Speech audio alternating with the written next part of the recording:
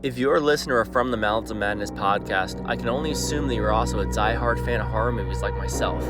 My name is Matt Balea, and I own a company called To Die For. We make custom horror-inspired designs for shirts and much more.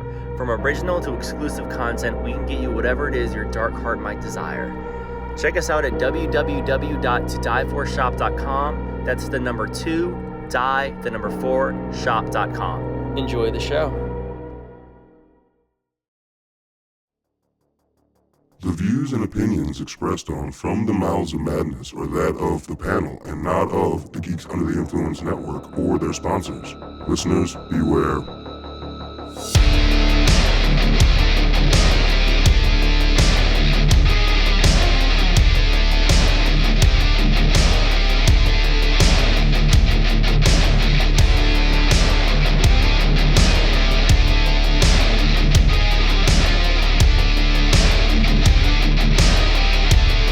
Yeah, you know, I love it when these traditionally evil monsters or the horror characters and the tropes and all that, like, don't take themselves too seriously and have fun with it, but then it has a 360 and it comes back and takes itself seriously. Like this movie, what it does with the vampires is pretty cool because he's fucking funny. Yeah. But like, then you're like, oh shit, it's almost daylight. You know what I mean? So like, there's other movies that do that in where he can realms. Viciously murder the shit out of you, Mm-hmm. but he's also like, oh shit, I need a scooter to get home. Yeah, exactly.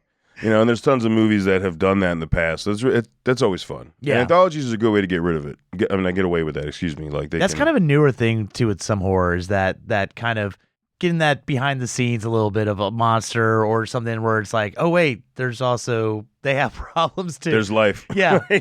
I mean, I feel like that's the way the movie What We Do in the Shadows was that kind of first. Yeah. In a way of like, yeah, they're vampires, but yeah, they're just as dysfunctional as anybody else. Exactly.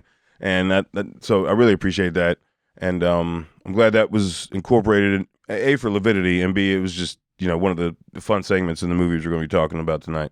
So, yeah, tonight on the chopping block, we're going to be talking about 2023's Satanic Hispanics. Yeah. Yeah. Lowdown. F you, Hunter. What's up, you demon wielding bitches? Yeah. Demon what? Demon dildo wielding bitches. There we go. Yeah. There we go. Nice. I like that. That's a big dick. Yeah. That's a big dick. And if you're going to kill somebody, well, then he's a big dick. Yeah. Yeah. What is like Theodore Roosevelt? Carry a big stick. Carry a big dick. Speak softly, carry a big dick. Yep. Oh, dude. That's a shirt. That's a shirt. That's Speak softly, shirt. carry a big dick. Yeah. Fucking right. Oh, we need to get our local creators on that one. That's prime. Fucking right. All right, but before we dig any more into this film, we please ask you like, comment, rate, review, share, subscribe across all the socials, spaces, faces, stuffs, and all that good thingamajig, ticky-tacky, whatever. Hit them by like words. Likey. Comedy. Sherry. So I don't know. We're children now. We're yes. That's what social media resorts adults to children. Is that what we're saying? Well, we are the Madness Boys. Yeah. Yes, the Madness Boys. Yes. We need we always say it would be like Vincent Price. It needs to be a Vincent Price intro. Like we would do like the Dukes intro, but really it should be like, oh, today. I'm not even going to try. Never mind. I'm not going to try. I want to see this. All right. God damn it. I'm not going to even try. If there's one thing. A Vincent Price. Oh, man. Just on my dying, like, I'm about to, like, they're like, all right, he's about to die. You just walk up and just real quick, you like look around, see nobody's there. Then you do your Vincent Price and impression. I'll make sure to I'll make sure to quote Thriller for you, so you know it's Vincent Price. Right before I leave this mortal coil, just stay, and then I just lift my hand up with a thumbs up, and then you can go. I'm gone. You go. Yeah, but it's got to be the words from Thriller. Yeah, then you'll know exactly and it's Vincent Price. Again, you're gonna clear out. Nobody else will be in the room. Yeah, so it'll just be like, you're gonna die. Well, technically, no one else is in the room now. Nobody else is gonna see it. Yeah, you know, I mean, but you have to do it where I can't tell anybody. Yeah. All right. So, all right, fine, Hunter. I promise. Give you my shitty Vincent Price impression. I'm holding you to it. Okay. Even though if I die, like, you can be like, fuck you, I'm not doing it, bitch. Bye-bye. That'd be such a dick move, though. I know. And that's my final thing of like, asshole, dead. Yep. Although that would be fitting, too. Yeah, it would. Yeah. All right. So this film came out, I want to say it was over the summer last year. And it had a very limited theatrical release, and I But it wanted did to get go a theatrical release. It did get a theatrical release. I think it was for like a week. Yeah. I think it was a Fathom event. I actually no. I think it actually had a full week. Did it? Yeah. Okay. Because I Good. know a couple people saw it different days. Mhm. So Well, I mean, Fathom does come out for more than one day. It's like Right, Winnie the but I'm Pooh's just out right saying- now. That's got 4 nights, I think. right, but I'm talking about Yeah. like with like say Night of the Devil, where it actually was a full week release. Yeah. So I didn't get a chance to go see it, and I mean, it was a Shudder film, so we knew it was going to hit Shudder. It was just going to be a while, and it finally hit Shudder like earlier this year, January or something. So I'll be honest, I hadn't done much research. I had no idea it was an anthology until I started watching it. Well, Murph mentioned that they shared some stuff to the showrunner page, and they actually messaged me just kind of like their opinion on it, so on and so forth. So I had an idea that it was already an anthology, which made me even more intrigued to see it because I love an anthology. Yeah. We don't. It has to be a good one though, so we'll see. Yeah. We'll see how this one. It follows the rules. It does. It's got the overarching story with like 4 mini stories, in between. I believe it's 4. Yeah. And I will say though, the first one I did not like with the fucking Rubik's Cube guy. There's a practical effects scene that's really fucking cool, Yeah. but other than that, I don't understand what the fuck was he. It's a little confusing. So by him knowing how to solve puzzles really well, because he's like a Rubik's Cube competitor, he apparently knows how to do a light thing that summons demons. I think it opens because Opens the door. It opened the door. Yeah. Homeboy, It's like, oh, that's my dead mom. and- by the way, this movie throws a little, shade our podcast ways where the girlfriend's like, podcasters, worst scum ever. You gonna talk to a podcaster, you piece of shit? I'm like, And I was like, goddamn. damn. Easy. And then there was a moment where I went, oh, did Lowdown know about this to have me watch it? Because he falls over and then oh yeah.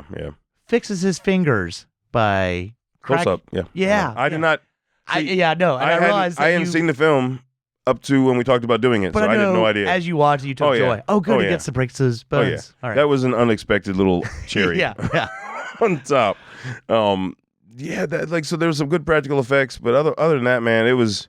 And I think what they were trying to say was that the gateway, the thing that came out looks different to whomever, because he thought it was his dead wife, and the one guy thought it was his dead mom. Right?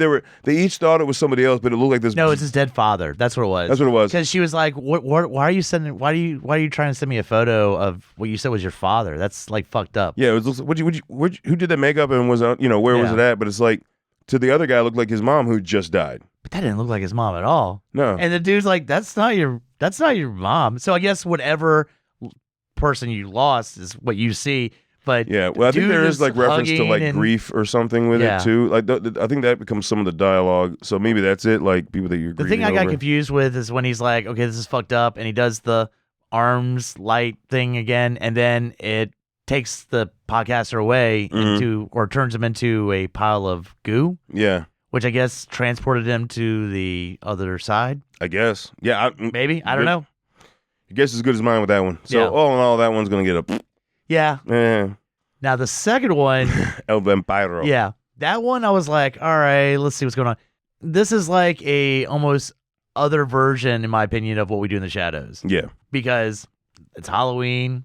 You get into this like restaurant or whatever. It was like bar, it was like a basement bar, so it was yeah. even like more and it's excluded. just dead bodies everywhere. Yeah. And then you see this chick, she's hiding, she goes up and he grabs her, and it's this older dude out of shape. I know that dressed- actor from somewhere too. dressed Yeah. like the most generic fucking Dracula, Mm-hmm. but he's an actual vampire. There you go. Yeah. This is one night out of year. And I he swear almost that I gets know that caught, fucking actor except it's from- fucking Halloween, Yeah. where literally the chick almost makes it out up the steps, and he stops her, and then there's this dude walking dog. He's like, fucking Halloween. You Yeah. know, like, Yeah. God damn it. And that's like repetitive throughout the whole fucking story too. Yeah. Like that whole segment is like fucking Halloween.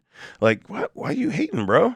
But like yeah, so he's out too late, and that was the year that Daylight savings. Well, they got confused. No, it's spring forward in the fall. Well, that doesn't make any fucking sense. It's spring forward, fall back. Yeah. And so you gain an hour, which we actually had in the shittiest year to possibly have it was 2020. Remember we had Yep. daylight savings time on Halloween. Yeah. So we could add an extra hour of awesomeness, but guess what? Nobody could do shit. Nobody was doing shit. Yeah. Fucking wasted. God damn it. Anyway, This was the opposite, where it was. See, it was Halloween, so it had to be fall back. So he should have gained an extra hour, right? I don't Or know. am I an idiot? Would I have died? I think you would have died.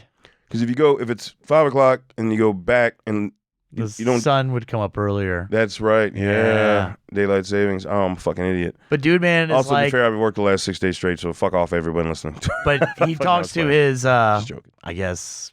What would you call his? Well, at first it looked like it was like.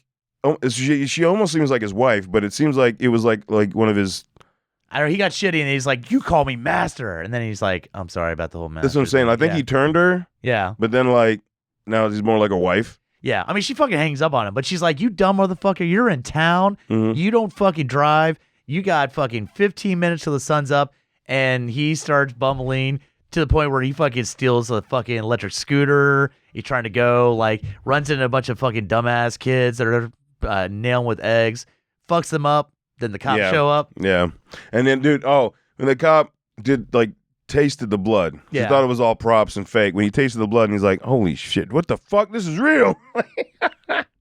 That was awesome. Yeah.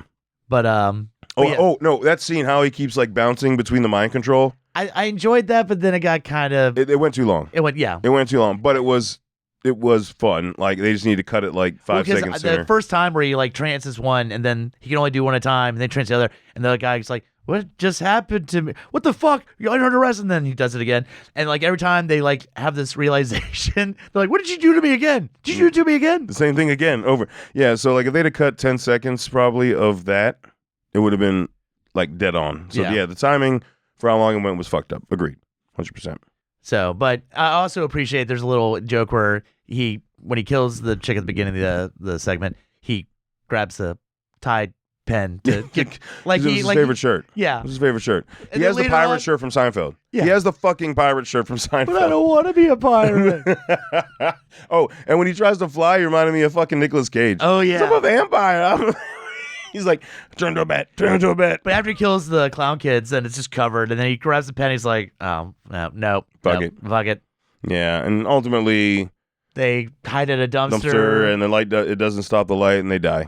But I do like that Dude Man that walked his dog from the beginning goes out to take his trash out, and then sees like these two fucking skeletons. He's like, "Fucking hell." Dude, how fucking early is that dude getting up for work? Well, I mean, you got to think that's probably like 8 or 9 at that point. Like if the sun came up, burnt them to crisp. I mean, we're not talking about he showed up right after they burned. But when he saw him at the bar earlier, it had to be like 5 something. Yeah. That's what I'm saying. Like, how early is he? He's a dedicated dog owner. God damn. Yeah. Fuck. Well, yeah, okay. But yeah, that skit, was more enjoyable. Yeah. And then I called the next skit the by the way, we can just throw in there real quick. We're being told these stories by the overarching story. Yeah. Because the very beginning of the movie, cops bust in, there's all these dead motherfuckers. There's this little part where there's this dude sitting in the chair and his arm comes up with a gun, cops shoot him, arm comes up again, and you can see that there's a chain. There's a chain. Yeah. And after, I don't know, the cops realize after shooting at this dude over and over again, like 10 times. They go, "Wait a second, that arm's connected to something." That's where we get introduced to, I know him best as Pedro from fucking Napoleon Dynamite. Fucking Napoleon Dynamite. Yeah. Yep. I mean, he was in something else that we know, but Crank 2. Crank and Crank 2. He's been in a couple other things, but he's the only survivor, gets back, and so he's being interrogated, and that's where we get these stories. Yeah, and as the stories unfold, we find out that he has made like this pact of some sort because he can heal, he can regenerate. They find that his mugshots. But no, remember the hand thing. He tried to cut it. He was handcuffed to the other end of the dead guy that was holding the gun, and he tried to cut his hand off to escape before the cops got him. And he ended up just hacking himself a couple times, but he was completely healed at the police station. So then you find out, they had mugshots from the 70s. Well, remember the disco outfit? Yeah, because they're like, "Oh, well, here's a mugshot from him from like 97. He's like, "Okay." Here's one from like 83, and they're like, "Wait, he looks the same." Here's one from the disco. Like, you're like, "All right, what the fuck?" Yeah, and before that, he just would have been like killed in America. But so he starts going into these different tales, but the overall theme is like, I'm not even supposed to be here that long because I'm always running from this fucking demon. So he gets into the third story. The third story is where I think there was 2 writers, and one writer wanted to make one segment because this dude's running. He's being chased. He gets in the house. You find out he's working for this government agency and doing all this stuff. And then he gets attacked by what I thought were zombies, but they're just weird, dirty wilderness people that take him to the people. woods and then tie him up and then cut his throat. And this old And lady there's this turns. old lady talking about Mother Earth and the other But stuff. And what was the whole phone conversation have to do with any of that? I don't know, man. Because again, he gets in his house and he's like hiding out, and they're like, "All right, did you follow the orders? You know, we need to be discreet. The assassination must." Didn't fucking matter. No, had no zero. Yeah, zero. The fucks. Yeah, and then it was just like this whole extended dialogue of her turning into a cat. I don't know. A wolf. What was that? It was a cat nose. I know that. I was like, oh, yeah. It's just, yeah. I don't know. I did not like that one at all. Now I'm gonna go to my top one. Oh yeah. Oh, What's man. your top one? The Hammer of Zanzibar. Bam. Of course. Big. Dude, was it the way Homeboy? It's a makeup for Jonah Ray, who is the main character in this. Yeah. From the Destroy All Neighbors. Yeah. Ugh, I feel much better about him in this one. But dude, what about like was it him or was it the story about how the dude kept taking the demon in him every night? Like that God damn it. story, dude. It's like, and then he like stopped showing up, and then he was really distant, and I'm like, oh my, really? Well, I like the setup. I actually really enjoy this segment because he meets his ex at this Mexican restaurant. They're talking, and he's talking about how, we went to this place and did this. Comes ritual. out, she's the demon, and then the restaurant goes But away. I like how he says, like, everybody that was with us is dead except for you and me. And he's like, and I know you're not you. And I know this because this restaurant closed. Yeah. And you're just trying to fuck and then with it me. just falls away. Yeah. And so she shows up, and she's about to fuck it up. And then he fucking pulls out every gun possible. And she's like, fucking bring it. You shoot me with whatever, And then he hits. He hits her with something. What about she's the Evil like, Dead moment? oh, yeah. Yeah, where she's just like floating across the restaurant. That shit was awesome. That was fucking fun. Yeah. Favorite segment. Yeah.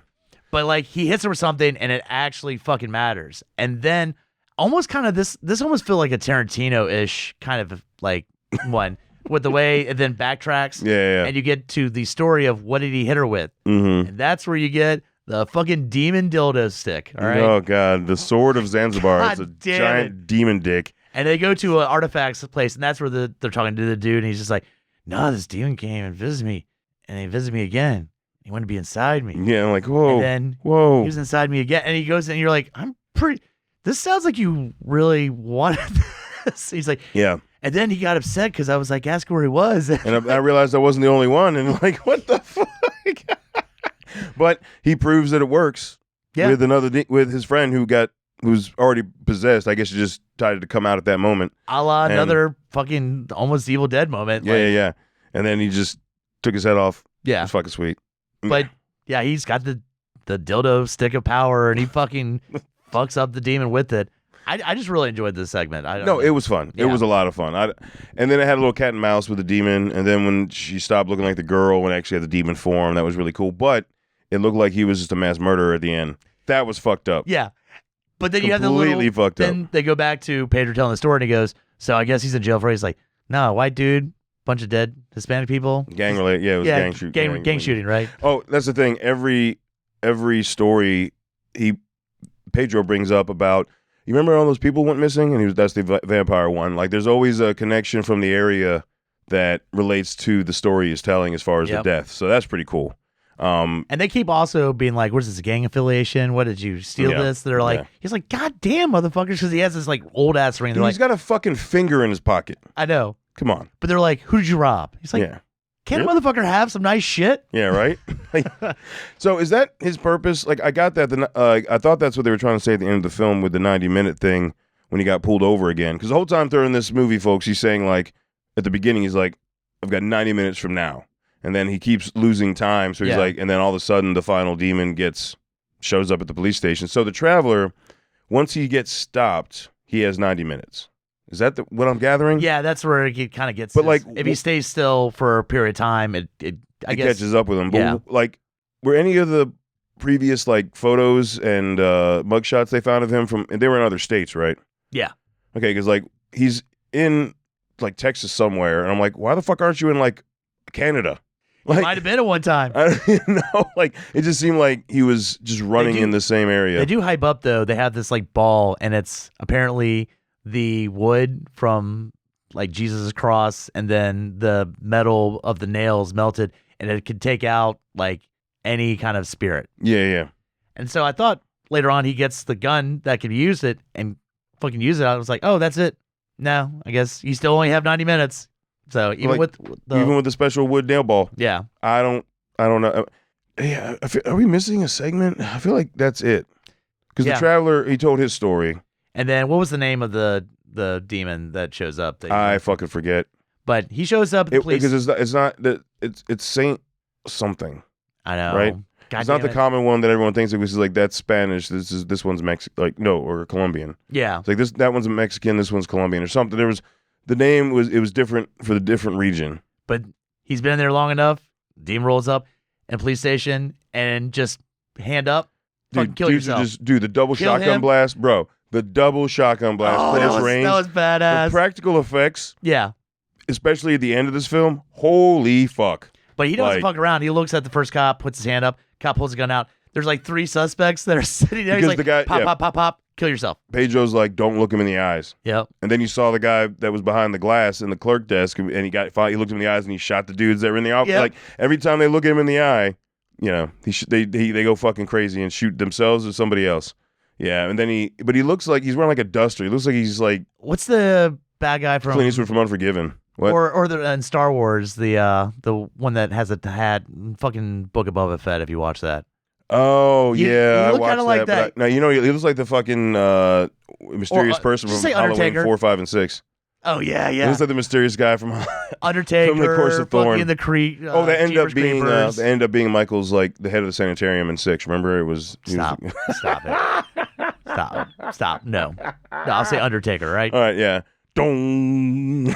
But then eventually they fucking shoot enough off of him. Then it reveals kind of statue-ish looking, Aztec-ish, yeah, sort of. I guess. Like I don't know. I don't want to misspeak on it, but it looked cool. It just took a second because I'm like, oh no, you look like a previous thing that was an abomination, but kind of. I already was kind of prepared because it was on the cover art, so I didn't know if that was going to make an appearance or not. I didn't want to assume, and that's why I was like, oh, okay, yeah. But no, but it was like one shot, and then he goes away. Did he say like, "Well, you won this time"? Didn't the demon say something? I'll get you next time. Didn't the demon say something like that? I don't think so. No? But Okay. I might have to rewatch that. If there's a Skeletor moment, I want it. I'll get you next time, Pedro. Just made by Frank Langella. God damn it. Langella? You. Yeah. What's that? How do you pronounce his name? Langella? Yeah. That was fuck Skeletor from the. I was going with the 80s cartoon. Yeah. I'll get you, He-Man. Yeah. Blasted. You win this time, Pedro. You and your blasted bullet. Yeah. Then he steals a car, and then apparently shooting the demon. He also shot him in the fucking chest, like the shoulder. What the fuck? And maybe that's why he fucked up, and he knows he's got to run because I'm pretty Aim sure the fucking gun. Yeah. You're not that far from him. Yeah. Sorry. Just I don't know if go for the heart. We learned that in an earlier segment. Go for the heart. Stabby. Yeah. Stabby. All right, that's gonna wrap it up for this film. We will be right back. In a world with too many reboots and remakes, 2 men will stop at nothing to make it even worse. join Mike the Hobbit and Tandy as they play by their own rules while pitching new takes on some of your favorite and least favorite films and TV shows. What podcast would dare to bring this upon the world? This is Smack My Pitch Show.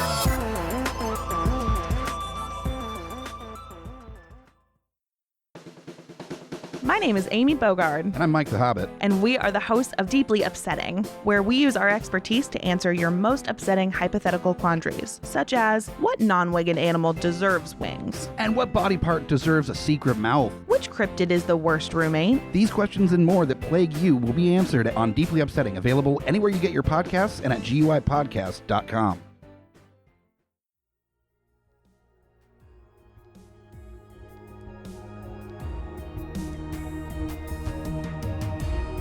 Coming straight from the mouths of madness, I'm Lowdown. I'm FU Hunter. Do you love horror? We fucking do. So this is a podcast dedicated to all things in cinematic horror. We're talking movies, television, composers, special effects artists. We're gonna fucking cover it. So if you love horror, embrace the madness.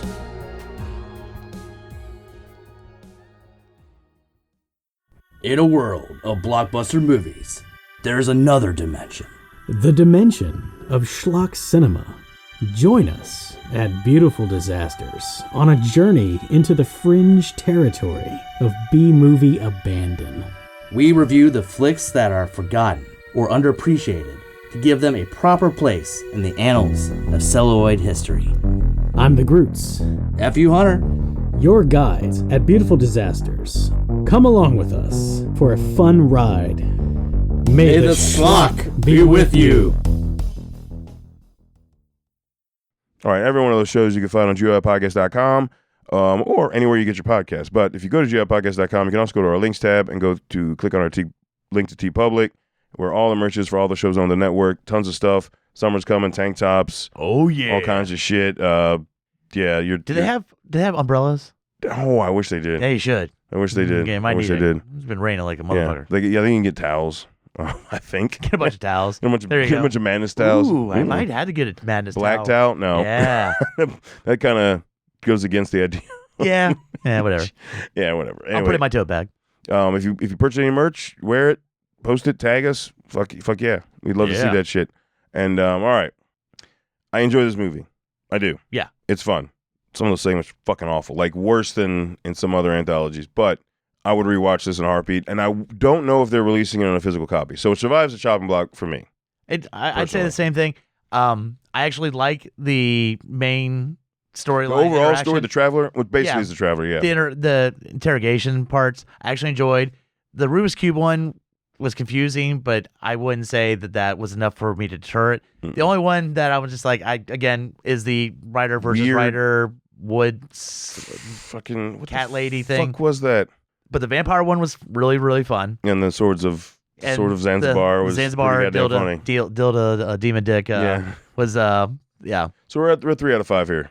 Yeah. So I mean, and the last segment was fun with him. That's what I'm saying, like the Traveler. Like you brought it up, the fucking two cops with the fucking close-up shotgun. Dude, it was so good. Yeah. It was so good. So like, overall, like I would own this movie because it's kind of like even Creepshow, as amazing a movie as it is. Depending on where we watch it, I either watch the Ted Danson one and I don't watch the Roach one, or I, watch the Roach one and skip through the Ted Danson one. I've even skipped through the Jordy Vero one at times. I mean, it's blasphemous, but there is one that I skip. And better not be the fucking crate. No.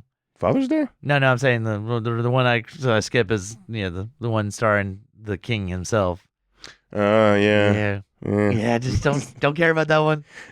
I mean, if it's in the background, just leave it on. But if I'm like, all right, I got this period of time. Wait, you would watch the Ted Danson one over Jordy Verrill? Because of Leslie Nielsen. Because he's such a great prick in that. He's like, hey, how's it going? The water's getting a little high. You're gonna fucking die. Yeah. He's enjoying that he's about to murder the shit out of these people. I hope you can hold your breath. Yeah. With the Stephen King. Dude, I love that though. He's like, I wonder what they pay for it up at the college. I love that shit, dude. All right, anyway. Yeah. But no. Overall, this survived the chopping block for me. It was fun. I don't know. I need to look if it's actually you can get a physical copy yet, because I think this movie, if you don't get a physical copy, might go. Shudder's getting really good with that. At dropping those. Like, randomly enough, whenever I roll up in like Walmart, most of the Shudder releases are getting at least a DVD, like new release. That's cool. It. Yeah. Nice. Okay. So we're both in agreement. Survived. It is currently streaming on Shudder right now, which means if you have Shudder, it's never going to go away. Or if you have AMC Plus or anything that includes Shudder, you always have the streaming version. I'd put it in recommended anthologies. Yeah, so, I would. Right there, it passes. Yes, exactly. It is. I would be happy to have this physical copy to add to my collection of anthologies, because there's some that I just will not buy. Yeah, like just at all. I need to look for the mortuary collection too. That's another one we need a hard copy of. Yeah. But all right. So, folks, check that out. Hit us up at lowdownbrown.gmail.com. Let us know what you think. Did you already see it? Did you see it when it came in theaters? And you lucky fuckers. If not, if you go and see it after you listen to this, just let us know what you think. Did you agree? Did you enjoy the segments that we didn't enjoy? And why? Let us know. And until we talk again, embrace the madness.